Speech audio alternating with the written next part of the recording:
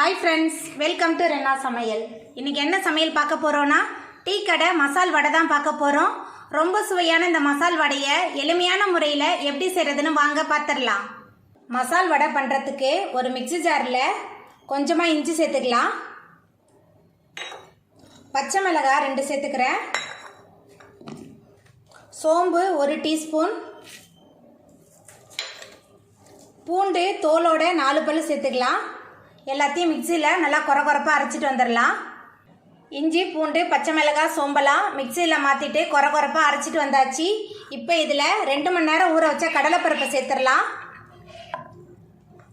கடலைப்பருப்பை சேர்த்துட்டு இதையும் நல்லா கொரகொரப்பாக அரைச்சிட்டு வந்துடலாம்। கடலைப்பருப்பை சேர்த்துட்டு நல்லா கொரகொரப்பாக அரைச்சிட்டு வந்தாச்சு। இந்த அளவுக்கு நல்லா கொரகொரப்பாக இருக்கணும், நைஸாக இருந்தால் நல்லா இருக்காது। மசால் வடைக்கு அரைச்ச கடலைப்பருப்பை ஒரு பாத்திரத்தில் மாற்றியாச்சு। அந்த கடலைப்பருப்புலேருந்து கொஞ்சம் கடலைப்பருப்பை மட்டும் தனியாக எடுத்து வச்சுருந்தேன்। இப்போ நம்ம அரைச்ச பருப்போட இந்த முழு பருப்பையும் சேர்த்துடலாம்। நம்ம பருப்போடையோடு சேர்த்து சாப்பிடும்போது இந்த பருப்பு அங்கங்கே வாயில் கடிப்படும், ரொம்ப சுவையாக இருக்கும்। இப்போ பொடியாக நறுக்கின சின்ன வெங்காயம் 10 சேர்த்துக்கலாம், கொஞ்சமாக கருவேப்பிலை சேர்த்துடலாம், மசால் வடைக்கு தேவையான அளவுக்கு உப்பு சேர்த்துக்கலாம், ஒரு கை நிறைய மல்லி இலை எல்லாத்தையும் சேர்த்துட்டு நல்லா கலந்து விட்டுறலாம்। எல்லாத்தையும் நல்லா கலந்தாச்சு। இப்போ நம்ம வடையை தட்டி எடுத்துடலாம்। வடையை பொரிச்சு எடுக்கிறதுக்கு அடுப்பில் கடாய் வச்சாச்சு। இப்போ பொரிக்க தேவையான அளவுக்கு எண்ணெய் சேர்த்துடலாம்। எண்ணெய் சூடாகி வரட்டும்।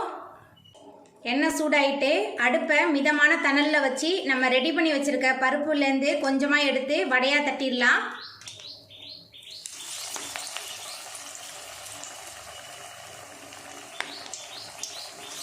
நம்ம பொரிக்கும் போதே அடுப்பை மிதமான தணலில் வச்சு தான் பொரிக்கணும்।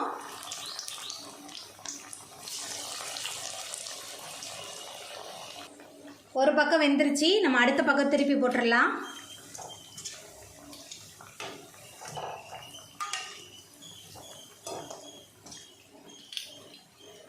பருப்போட 2 பக்கமும் நல்லா பொரிஞ்சு வெந்து வந்துருச்சு। இப்போ நம்ம இதை எடுத்துடலாம்। கொஞ்சம் கூட எண்ணெயே குடிக்கல, பருப்பு வடை சூப்பராக வந்திருக்கு। இதே மாதிரி எல்லா வடையும் போட்டு நம்ம பொரிச்சு எடுத்துடலாம்।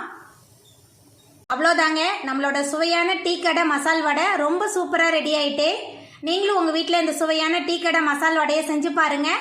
இந்த வீடியோ உங்களுக்கு பிடிச்சிருந்தா லைக் பண்ணுங்கள், ஷேர் பண்ணுங்கள், கமெண்ட் பண்ணுங்கள், சப்ஸ்கிரைப் பண்ணுங்கள், அப்படியே பக்கத்தில் உள்ள பெல் பட்டனை கிளிக் பண்ணிடுங்க।